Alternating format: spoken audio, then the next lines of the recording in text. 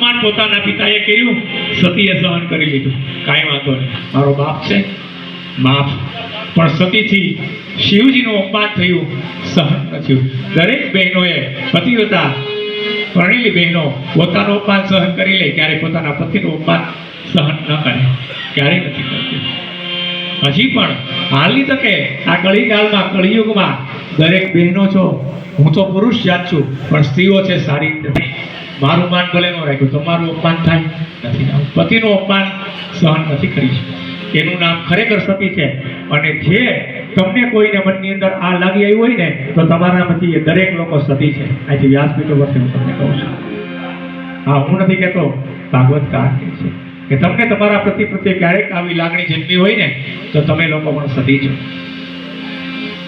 સતીને અતિ દુઃખ થયું, સતીને ક્રોધ આવ્યો છે, માથે બાંધેલી વેણી છૂટી ગઈ, આપોઆપ છૂટી ગઈ. ક્રોધ આવ્યો એટલે દેવો માતાજીને વંદન કરી કહેવા લાગ્યા છે, માતા ક્રોધ શાંત કરો. બધા દેવી દેવતાઓ જે આવ્યા તેને વંદન કર્યા, માતા ક્રોધ ન કરો. સતી કહે, ક્રોધ હું બીજા ઉપર નહીં કરું, મારા પોતાના ઉપર તો કરી શકું ને. હું મારા શરીર ઉપર ક્રોધ કરીશ. આ શરીરથી મેં પાપ કર્યું છે, પતિની આજ્ઞાનો ભંગ કર્યો. હું મારા શરીરને બાળીને ભસ્મભૂત કરી નાખીશ, હું પોતે બળી મરીશ. યજ્ઞ મંડપમાં સતીએ 23 શ્લોકોમાં પિતાને સંબોધન કર્યું. જે શરીરને આત્મા ગણે છે એ શિવ તત્વને શું જાણે. મોટા દેવો શિવજીના શરણનો આશ્રય લે છે. શિવ કૃપા ઉપર બ્રહ્મ જ્ઞાન પ્રાપ્ત ન થાય, શિવ કૃપા વગર કૃષ્ણની ભક્ત પણ નથી થતી.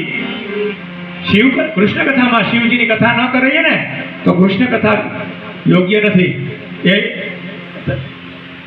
એ વળતી તપાસ એને એમ કહી શકાય કે કૃષ્ણ કથા માન્ય નથી ગણાતી, લેખે નથી લાગતી.